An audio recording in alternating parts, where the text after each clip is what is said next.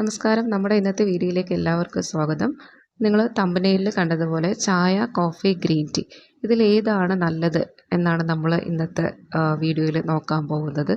അപ്പോൾ നിങ്ങൾ ചിന്തിക്കുന്നുണ്ടായിരിക്കും, അങ്ങനെ ഒരു ചോദ്യത്തിൻ്റെ ആവശ്യമുണ്ടോ? അപ്പോൾ ചായ, കോഫി, ഗ്രീൻ ടീ കമ്പയർ ചെയ്യുമ്പോൾ ഗ്രീൻ ടീ തന്നെയല്ലേ ഏറ്റവും നല്ലത്? നമുക്ക് ഹെൽത്ത് വൈസ് ഏറ്റവും ഉപകാരപ്രദമായിട്ടുള്ളത് ഗ്രീൻ ടീ അല്ലേ എന്ന് നിങ്ങൾ ചിന്തിക്കുന്നുണ്ടായിരിക്കും. കാരണം അത്രയധികം പോപ്പുലാരിറ്റിയാണ് കഴിഞ്ഞ ഒരു 10 വർഷമായിട്ട് ഗ്രീൻ ടീക്ക് നമുക്കിടയിലുള്ളത്. പക്ഷേ ഈ വീഡിയോ മുഴുവനായിട്ട് കണ്ടു കഴിയുമ്പോൾ നിങ്ങൾക്ക് അതിനെ പറ്റിയിട്ട് ക്ലിയർ ആയിട്ടൊരു ഐഡിയ കിട്ടും. അത് കൃത്യമായി മനസ്സിലാക്കി ഏതാണ് നല്ലത്, എന്തിൻ്റെയൊക്കെ ഗുണങ്ങൾ എന്തൊക്കെയാണ്, ദോഷങ്ങൾ എന്തൊക്കെയാണ്, ഇതൊക്കെ കൃത്യമായി മനസ്സിലാക്കി നിങ്ങൾക്ക് സ്യൂട്ടായിട്ടുള്ള ഒരു ഡ്രിങ്ക് നിങ്ങൾക്ക് തിരഞ്ഞെടുക്കാനായിട്ട് സാധിക്കും. സോ നമുക്ക് വീഡിയോയിലേക്ക് കടക്കാം. ആദ്യം നമ്മൾ കോഫിയെ പറ്റിയിട്ടാണ് ആദ്യം നമ്മൾ നോക്കുന്നത്. കോഫി കുടിച്ചിട്ടുള്ളവർക്കറിയാം അത് നമ്മുടെ ശരീരത്തിൽ എത്രമാത്രം എനർജി പ്രൊഡ്യൂസിങ് ആയിട്ടുള്ളൊരു ഡ്രിങ്ക് ആണെന്നുള്ളത്. കോഫി കുടിച്ചു കഴിയുമ്പോൾ തന്നെ നമ്മുടെ ഒരു മെൻ്റൽ സ്റ്റേറ്റ് തന്നെ മാറുകയാണ്. ബോഡിക്ക് ആകെ ഒരു എനർജി ഫീൽ ചെയ്യാനായിട്ട് തുടങ്ങും. അപ്പോൾ ഈ കോഫിയിൽ അടങ്ങിയിട്ടുള്ള കഫീൻ എന്ന് പറയുന്ന സ്റ്റിമുലൻ്റാണ് ഇതിനെ നമ്മളെ ഹെൽപ്പ് ചെയ്യുന്നത്. ഈ കഫീൻ ചായയിലും ഗ്രീൻ ടീയിലും ഒക്കെ അടങ്ങിയിട്ടുണ്ടെങ്കിലും കൂടുതലായിട്ട് അടങ്ങിയിട്ടുള്ളത് കോഫിയിലാണ്. സോ ഈ കഫീൻ നമ്മുടെ എഡ്രിനാലിൻ പോലുള്ള ഹോർമോണുകളെ സ്റ്റിമുലേറ്റ് ചെയ്യുന്നതുകൊണ്ടാണ് നമുക്ക് ഇത്രയും ഒരു എനർജി അല്ലെങ്കിൽ ഉന്മേഷം ഫീൽ ചെയ്യുന്നത്. അതുപോലെ തന്നെ ചായ ആയാലും കോഫി ആയാലും നമ്മൾ രാവിലെയാണ് കുടിക്കാറുള്ളത്. അതൊരു വയറിൽ നമുക്ക് സ്റ്റിമുലൻ്റായിട്ട് ആക്ട് ചെയ്തിട്ട് രാവിലെയുള്ള ബവൽ മോഷൻ ഒന്നും കൂടി ഈസി ആക്കി തരും. സ്റ്റമക്കൊക്കെ ക്ലിയർ ചെയ്യാനായിട്ട് ഹെൽപ്പ് ചെയ്യും. അതുപോലെ നമ്മൾ ഇത് കുടിച്ച് കഴിയുമ്പോൾ നല്ലൊരു ആക്റ്റീവായിട്ടുള്ള ആ ഒരു മൂഡിലേക്ക് പോകുന്നത് കാരണം നമുക്ക് നല്ലതായിട്ട് ഫിസിക്കൽ ആക്ടിവിറ്റീസ് ചെയ്യാനായിട്ട് പറ്റും. അപ്പോൾ അത് വെയിറ്റ് ലൂസ്, ഫാറ്റ് ബേണിങ്ങിനൊക്കെ ഹെൽപ്പ് ചെയ്യും. ഇനി നമ്മുടെ മൂഡ് തന്നെ ചേഞ്ച് ചെയ്യുമെന്ന് പറഞ്ഞു ഒരു എക്സലറേറ്റഡ് മൂഡിലേക്ക് പോകും. നമ്മൾ നല്ല ഹാപ്പി ആയിട്ടുള്ള മൂഡിലേക്ക് പോകും. അത് നമ്മുടെ ബ്രെയിനിന് കൂടുതൽ കാര്യങ്ങൾ ചിന്തിക്കാനും മെമ്മറിയൊക്കെ നന്നായിട്ട് വർക്ക് ചെയ്യാൻ സഹായിക്കുമെന്ന് പഠനങ്ങൾ കണ്ടെത്തിയിട്ടുണ്ട്. അതുപോലെ തന്നെ ടൈപ്പ് 2 ഡയബറ്റീസ്, പാർക്കിൻസൺ ഡിസീസിനെയൊക്കെ ഇത് പ്രിവെൻറ്റ് ചെയ്യും. അതായത് അതിനൊക്കെയുള്ള ടെൻഡൻസി കുറയ്ക്കുമെന്ന് സ്റ്റഡീസ് പറയുന്നുണ്ട്. സോ കോഫിക്ക് നമ്മൾ ആകെ നോക്കുമ്പോൾ ഈ നമ്മൾ പറഞ്ഞ പോലെ തന്നെ നമ്മുടെ ബോഡിയെ, മൈൻഡിനെ ഒരു ആക്റ്റീവ് സ്റ്റേറ്റിലേക്ക് കൊണ്ടുപോവുക, അതുവഴി മറ്റു കാര്യങ്ങളിലേക്ക് നമ്മളെ ഹെൽപ്പ് ചെയ്യുക. അതാണ് കോഫിയുടെ ഒരു ബെനിഫിറ്റ് എന്ന് പറയുന്നത്. എന്നാൽ ഇതിനേക്കാളേറെ കോഫിക്ക് സൈഡ് എഫക്റ്റുകളുണ്ട്. അതെന്തൊക്കെയാണെന്ന് നമുക്ക് നോക്കാം. ഫസ്റ്റ് വൺ എന്ന് പറയുന്നത് ആൻസൈറ്റി ഡിസോർഡറാണ്. ശരിക്കും നമ്മൾ കോഫി കുടിക്കുമ്പോൾ ആദ്യം കുടിക്കുമ്പോൾ നമുക്ക് ഇതുപോലൊരു ഹാപ്പി ഫീലിംഗ്, നമ്മളെ മൂഡൊക്കെ നല്ല ക്ലിയർ ആയിട്ട് അങ്ങനത്തെ ഒരു ഫീലിംഗ് ആയിരിക്കും നമുക്ക് ആദ്യം തോന്നുന്നത്. അത് നമ്മൾ കുറേ കാലമായിട്ട് ഡെയിലി ഒരു 4-5 കപ്പിൽ കൂടുതൽ കോഫി കുടിക്കുന്നുണ്ടെന്ന് വിചാരിക്കുക. അപ്പം നമുക്ക് ഈ ഒരു കപ്പ് കോഫി കുടിക്കുമ്പോഴത്തേക്ക് ഈ പറഞ്ഞ ആ ഒരു എനർജി കിട്ടാതെ വരും. അപ്പം നമ്മൾ വീണ്ടും കൂടുതൽ കുടിക്കാനായിട്ട് ശ്രമിക്കും. അതായത് ഒരു അഡിക്ഷൻ സ്റ്റേറ്റിലേക്ക് പോകുന്ന പോലെ തോന്നും. അപ്പോൾ ഇത് പെട്ടെന്ന് കിട്ടാതെ വരുമ്പോൾ നമുക്കൊരു ആൻസൈറ്റി, ഒരു സ്വസ്ഥത കുറവ്, ഒരു റെസ്റ്റ്ലെസ്നെസ് ഒക്കെ അനുഭവപ്പെടാനായിട്ട് തുടങ്ങും. അതുപോലെ തന്നെ നമ്മൾ ഒരു കപ്പ് കോഫി കുടിച്ചാൽ അതിനകത്ത് ഏകദേശം ഒരു 50 to 80 മില്ലിഗ്രാമോളം കഫീൻ വരുന്നുണ്ട്. അപ്പോൾ ഇതിൻ്റെ ഒരു എഫക്റ്റ് ഒരു തുടർന്ന് വരുന്ന ഒരു 7 മണിക്കൂറിലേക്ക് വരെ ഉണ്ടാകാം. അപ്പോൾ നമ്മൾ വൈകുന്നേര സമയങ്ങളിൽ കോഫി കുടിക്കുകയാണെന്ന് വിചാരിക്കുക. അപ്പോൾ ആ സമയത്ത് നമ്മളൊരു കപ്പ് കോഫി കുടിക്കുമ്പോഴത്തേക്കും തുടർന്നുള്ള 7 മണിക്കൂർ, അതായത് രാത്രി ഒരു 12 മണി 1 മണി വരെയൊക്കെ ഇതിൻ്റെ എഫക്റ്റ് നമ്മുടെ ശരീരത്തിൽ ഉണ്ടാകുന്ന കാരണം നമ്മുടെ ശരീരം ആ ഒരു ആക്റ്റീവ് സ്റ്റേറ്റിലായിരിക്കും. നമുക്ക് ഉറക്കക്കുറവ് അനുഭവപ്പെടാൻ തുടങ്ങും. അതുപോലെ നമ്മളിത് അഡ്രിനാലിൻ, കോർട്ടിസോൾ പോലുള്ള ഹോർമോണുകളെയൊക്കെ സ്റ്റിമുലേറ്റ് ചെയ്യുമെന്ന് പറഞ്ഞു. അപ്പോൾ ഹൈപ്പർ സ്റ്റിമുലേഷൻ ആകുമ്പോഴത്തേക്കും ഓവറായിട്ട് നമ്മൾ കോഫി കുടിക്കുമ്പോൾ ഇതൊക്കെ ഹൈപ്പർ സ്റ്റിമുലേറ്റഡ് ആകുന്നത് വഴി നമുക്ക് ബ്ലഡ് പ്രഷർ കൂടാനും അതുപോലെ ഹാർട്ട് ഡിസീസിനൊക്കെയുള്ള ടെൻഡൻസി കൂടാനും ഒക്കെ വളരെ ചാൻസ് ഉണ്ട്.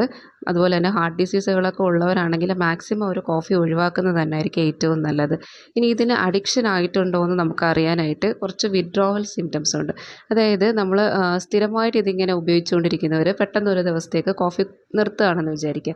അപ്പോൾ അങ്ങനെ നിർത്തുമ്പോഴത്തേക്ക് നമുക്ക് തലവേദന, ക്ഷീണം അല്ലെങ്കിൽ ബ്രെയിൻ ഫോഗ് എന്ന് പറയും, അതായത് ആകെ ഒരു മങ്ങൽ, തലയ്ക്കൊരു മന്ദതയൊക്കെ ഫീൽ ചെയ്യാനായിട്ട് തുടങ്ങും. അപ്പോൾ അങ്ങനത്തെ ലക്ഷണങ്ങൾ കാണുന്നുണ്ടെങ്കിൽ നിങ്ങൾ കോഫിയോട് അഡിക്റ്റ് ആവുന്നുണ്ട് എന്ന് മനസ്സിലാക്കുക. പതിയെ അതിൽ നിന്ന് മാറാനായിട്ട് ശ്രമിക്കുക. അപ്പോൾ കോഫി കുടിക്കുന്നത് നമുക്ക് ഒരു തരത്തിൽ ഗുണമാണ്, പക്ഷേ നമ്മളത് ഓവറാക്കുമ്പോഴാണ് പ്രശ്നമാകുന്നത്. അതുപോലെ അസിഡിറ്റി, പുളിച്ചു തീട്ടൽ പോലുള്ള ലക്ഷണങ്ങൾ ചിലരിൽ ഉണ്ടാകാറുണ്ട് അമിതമായിട്ട് കോഫി കുടിക്കുന്നത് കാരണം. അതുപോലെ പ്രഗ്നൻ്റ് ആയിട്ടുള്ളവർ മാക്സിമം ഇത് അവോയ്ഡ് ചെയ്യുന്നത് തന്നെയാണ് നല്ലത്. ഡെയിലി ഒരു കപ്പൊക്കെ പ്രശ്നമില്ല. പക്ഷേ മിസ്കാരേജിനുള്ള ടെൻഡൻസി കൂടുതലായിരിക്കും. ഇപ്പോൾ ഒരു 3-4 കപ്പ് കോഫിയൊക്കെ ഡെയിലി കുടിക്കുകയാണെങ്കിൽ അവർക്ക് അബോർഷനുള്ള ടെൻഡൻസി കൂടാറുണ്ട്. അപ്പോൾ ഇതാണ് കോഫിയുടെ ഒരു ഗുണവും ദോഷവും എന്ന് പറയുന്നത്. ഇപ്പോൾ ഡെയിലി ഒരു 2 കപ്പ്, അതായത് രാവിലെ 1 കപ്പ്, വൈകിട്ട് 1 കപ്പ് വലിയ പ്രശ്നമില്ലാത്തൊരു എമൗണ്ടാണ്. എങ്കിലും വൈകുന്നേരങ്ങളിൽ നമ്മൾ മാക്സിമം അവോയ്ഡ് ചെയ്യുന്നത് തന്നെയാണ് നല്ലത്. ഇനി നമുക്ക് ചായയെ പറ്റിയിട്ട് നോക്കാം. അടുത്ത സമയങ്ങളിൽ നമുക്ക് ഹെൽത്ത് വൈസ് വളരെ ദോഷമുണ്ടാക്കുന്ന ഒരു ബിവറേജ് അല്ലെങ്കിൽ ഡ്രിങ്ക് എന്നുള്ള രീതിയിലാണ് ചായയെ എല്ലാവരും ധരിച്ചു വെച്ചിരിക്കുന്നത്. അപ്പോൾ ചായയുടെ ഗുണവും ദോഷവും എന്താണെന്ന് നമുക്ക് നോക്കാം. ചായ നമ്മൾ കോഫിയുടെ കാര്യം പറഞ്ഞപ്പോൾ പറഞ്ഞു ചായയും കോഫിയും നല്ല സ്റ്റിമുലൻസ് ആണ്. അതുപോലെ തന്നെ ചായ ഒരു നല്ല ആൻറ്റി ഓക്സിഡൻ്റ് ആണ്. നമ്മൾ ഗ്രീൻ ടീ കൂടുതലായിട്ട് റെക്കമെൻഡ് ചെയ്യുന്നത് അതിൻ്റെ ഈ ആൻറ്റി ഓക്സിഡൻറ്റ് പ്രോപ്പർട്ടി കൊണ്ടാണ്. ഇപ്പം ചായയും ഗ്രീൻ ടീ പോലെ തന്നെ നല്ലൊരു ആൻറ്റി ഓക്സിഡൻ്റ് ആണ്. നമ്മുടെ മെറ്റബോളിക് ആക്ടിവിറ്റീസ്, അതായത് ഡൈജഷനൊക്കെ നല്ല ഈസാക്കി തരും. അതുപോലെ നമ്മുടെ ഇമ്മ്യൂണിറ്റി പവർ അതുവഴി കൂട്ടാനായിട്ടൊക്കെ ഇത് ഹെൽപ്പ് ചെയ്യും. അപ്പോൾ ഈ ആൻറ്റി ഓക്സിഡൻറ്റ് പ്രോപ്പർട്ടി എന്ന് പറയുന്നത് നമ്മുടെ ശരീരത്തിൽ നമ്മളെ സെല്ലുകൾ നശിക്കുന്നതിൻ്റെ ഫലമായിട്ടുണ്ടാകുന്ന ഫ്രീ റാഡിക്കൽസ്, അതായത് ആവശ്യമില്ലാത്ത ടോക്സിൻസ്, അതൊക്കെ റിമൂവ് ചെയ്യുന്നതിന് ഇത് സഹായിക്കും. അതായത് ടീയിൽ അടങ്ങിയിട്ടുള്ള ടീ ടാനിൻ എന്ന് പറഞ്ഞൊരു കോമ്പൗണ്ട് ഉണ്ട്. ഈ കോമ്പൗണ്ടാണ് ചായയ്ക്ക് ഈ ആൻറ്റി ഇൻഫ്ലമേറ്ററി ആൻറ്റി ഓക്സിഡൻറ്റ് പ്രോപ്പർട്ടിയൊക്കെ കൊടുക്കുന്നത്. അതുപോലെ തന്നെ ലേറ്റസ്റ്റ് ആയിട്ടുള്ള സ്റ്റഡീസിൽ ടീ ടാനിൻ ആൻറ്റി കാർസിനോജനിക് ആണ്. അതായത് ചില ശരീരഭാഗങ്ങളിൽ ക്യാൻസർ വരുന്നതിനെ പ്രിവെൻറ്റ് ചെയ്യാനായിട്ട് ഇത് സഹായിക്കുമെന്നും പഠനങ്ങൾ കണ്ടെത്തിയിട്ടുണ്ട്. പക്ഷേ ഈ ടീ ടാനിൻ തന്നെയാണ് നമുക്ക് ചായയെ ദോഷകാരിയാക്കുന്നതും. ചായയിൽ അടങ്ങിയിട്ടുള്ള ടാനിനും കഫീനും ഓവറാവുകയാണെങ്കിൽ നമ്മൾ ഡെയിലി 2 ചായ വരെയൊക്കെ കുടിക്കുന്നതുകൊണ്ട് കുഴപ്പമില്ല. പക്ഷേ ചില ആളുകളുണ്ടായിരിക്കും രാവിലെ ഒരു ചായ, അതിനുശേഷം ബ്രേക്ക്ഫാസ്റ്റിൻ്റെ കൂടെ ഒരു ചായ, ദെൻ ഇതിനിടയ്ക്ക് വർക്കിനൊക്കെ പോകുന്നവരാണെങ്കിൽ ലഞ്ചിന് മുന്നേ ആയിട്ടുള്ള ടൈമിൽ ഒരു ചായ, അതിനുശേഷം ഈവനിങ്ങിൽ വീണ്ടും ചായ, ചിലരൊക്കെ കിടക്കുന്നതിന് മുന്നേ ചായ കുടിക്കുന്നവർ വരെ ഉണ്ടാകാം. അപ്പം അങ്ങനെ നമ്മൾ ഒരുപാട് ചായ കുടിക്കുകയാണെങ്കിലാണ് ഈ പറഞ്ഞ പ്രശ്നങ്ങളൊക്കെ വരുന്നത്. ഇപ്പം ടാനിനും കഫീനും ഒക്കെ ഓവറായിട്ട് നമ്മുടെ ശരീരത്തിലെത്തുകയും അത് ഉറക്കക്കുറവ്, നെഞ്ചിടിപ്പ് കൂട്ടുക, വിളർച്ച, അതുപോലെ നമ്മുടെ കാൽസ്യം മെറ്റബോളിസത്തിനെയൊക്കെ എഫക്റ്റ് ചെയ്യാനായിട്ട് തുടങ്ങും.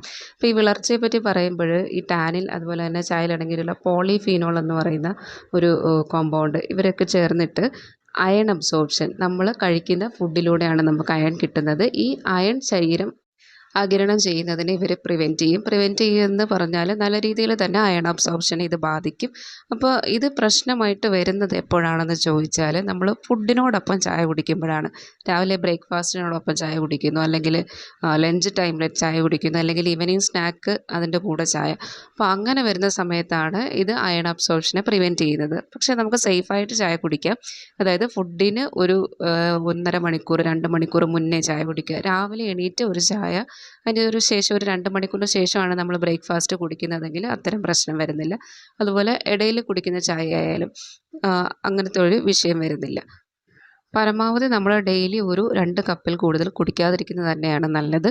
കുട്ടികൾക്ക് പരമാവധി ഒഴിവാക്കുക. ഒരു 7-8 വയസ്സ് വരെ മാക്സിമം കൊടുക്കാതിരിക്കുന്നത് തന്നെയായിരിക്കും നല്ലത്. കാരണം അവരുടെ ഒരു വളർച്ചയുടെ ഘട്ടമാണ്. ആ ടൈമിൽ അയൺ അബ്സോർപ്ഷനും പ്രോട്ടീൻ്റെയൊക്കെ അബ്സോർപ്ഷൻ നന്നായിട്ട് നടക്കേണ്ട ഒരു ടൈമാണ്. അപ്പോൾ അതിന് ഈ ചായ ഓവറായിട്ട് കൊടുക്കുന്നത് പ്രിവെൻറ്റ് ചെയ്യും. അപ്പോൾ കുട്ടികൾക്കിത് കൊടുക്കാതിരിക്കുന്നത് തന്നെയാണ് നല്ലത്. സോ ചായ നമ്മൾ ഈ പറഞ്ഞതുപോലെ മിതമായ അളവിൽ കുടിച്ചതുകൊണ്ട്, നമ്മൾ പറഞ്ഞ ആ ഒരു അളവിൽ കുടിക്കുകയാണെന്നുണ്ടെങ്കിൽ നമുക്ക് പ്രത്യേകിച്ച് ദോഷമൊന്നുമില്ല. അത് മാത്രമല്ല ചായയുടെ നമ്മൾ ആ പറഞ്ഞ ഗുണവശങ്ങളൊക്കെ നമുക്ക് ലഭിക്കുകയും ചെയ്യും. ഓവറാകാതെ നമ്മളൊന്ന് ശ്രദ്ധിച്ചാൽ മാത്രം മതി. ഇനി ഏറ്റവും ഹെൽത്തി എന്നവകാശപ്പെടുന്ന ഗ്രീൻ ടീയെ പറ്റിയിട്ട് നോക്കാം. ഗ്രീൻ ടീ എന്താണ്? നമ്മൾ ഈ ടീ പ്ലാന്റിൻ്റെ ഇലകൾ നമ്മൾ ഡയറക്റ്റ് ഉപയോഗിക്കുന്നതാണ് ഗ്രീൻ ടീ. ഗ്രീൻ ടീയിൽ നമ്മൾ ഈ പറഞ്ഞ പോലെ കഫീൻ അടങ്ങിയിട്ടുണ്ട്. ഇവർ 3 പേരും സ്റ്റിമുലൻ്റായിട്ട് തന്നെയാണ് അതിൻ്റെ ഒരു യൂസ് വരുന്നത്.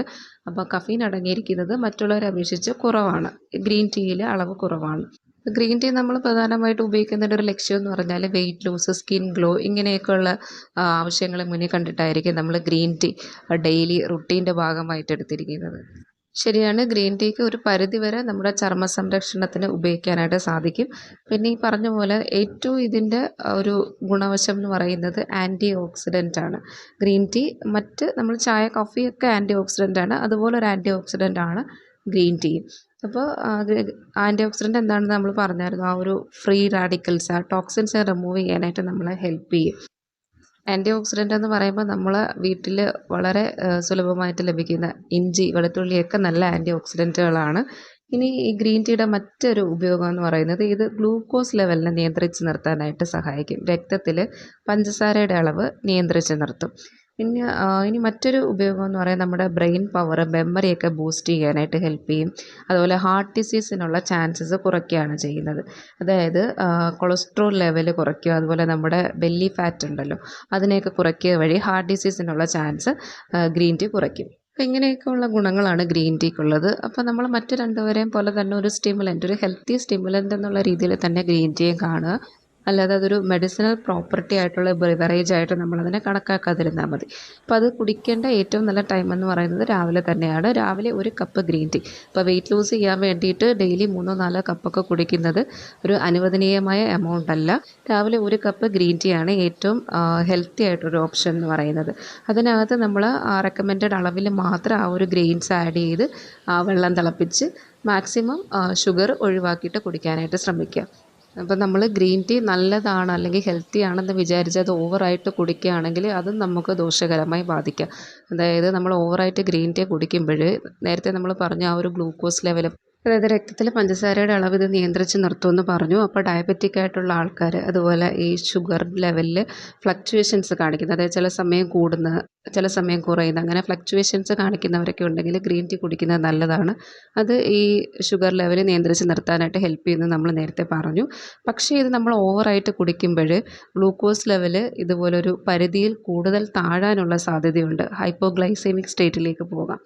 അതുപോലെ തന്നെ കാൽസ്യം മെറ്റബോളിസത്തിന് ഹെൽപ്പ് ചെയ്യുമെന്ന് പറഞ്ഞു. നമ്മളിത് ഓവറായിട്ട് കുടിക്കുമ്പോൾ ബോണുകളിൽ നിന്ന് കാൽസ്യം ഡിപ്ലീഷൻ ഉണ്ടായിട്ട് എല്ലുകൾക്ക് തേയ്മാനം പോലുള്ള പ്രശ്നങ്ങളുണ്ടാകാം. ഇനി ചിലർക്കാണെങ്കിൽ ഡിസിനസ്, ഒരു വല്ലാത്തൊരു ഫീലിംഗ് ആയിരിക്കും. ഓവറായിട്ട് കുടിക്കുമ്പോൾ തല ചുറ്റുന്ന പോലെ അല്ലെങ്കിൽ കണ്ണ് മങ്ങുന്ന പോലെ അങ്ങനത്തെ ഒരു ഫീലിംഗ് ഉണ്ടാവാറുണ്ട്. ചിലർക്ക് വയറിൽ അസ്വസ്ഥത, ഗ്രീൻ ടീ കുടിക്കുമ്പോൾ വയറിൽ അസ്വസ്ഥത പറയാറുണ്ട്. അപ്പം അങ്ങനെയുള്ളവർ അത് ഒഴിവാക്കുന്നത് തന്നെയാണ് നല്ലത്. അപ്പോൾ ഗ്രീൻ ടീ ആയാലും മാക്സിമം 2 കപ്പ് വരെയൊക്കെയാണ് നമുക്ക് അനുവദനീയമായ അളവെന്ന് പറയുന്നതും. അതും ആ ഗ്രെയിൻസ് ഒരുപാടിട്ട് തിളപ്പിച്ച് കോൺസെൻട്രേറ്റഡ് ആയിട്ട് കുടിക്കാതിരിക്കാൻ ശ്രദ്ധിക്കുക. സോ നമ്മൾ ഡെയിലി ഉപയോഗിക്കുന്ന സ്റ്റിമുലൻസ് ആയിട്ടുള്ള 3 ഡ്രിങ്ക്സ്, അതായത് ചായ, കോഫി, ഗ്രീൻ ടീ, അപ്പോൾ ഇവരെ 3 പേരുടെയും ഗുണങ്ങളെയും ദോഷങ്ങളെയും പറ്റിയിട്ടുള്ള കാര്യങ്ങളാണ് നമ്മൾ പറഞ്ഞത്. അപ്പോൾ നമ്മളൊരു ലിമിറ്റഡ് അളവിൽ കുടിക്കുകയാണെന്നുണ്ടെങ്കിൽ 3 നമുക്ക് വലിയ പ്രശ്നമില്ലാത്ത പാനീയങ്ങളാണ്. സോ പറഞ്ഞ കാര്യങ്ങളൊക്കെ ശ്രദ്ധിച്ച് നമുക്ക് സ്യൂട്ടായിട്ടുള്ള ഒരു ഡ്രിങ്ക് സെലക്ട് ചെയ്യുക, അത് കുടിക്കുക.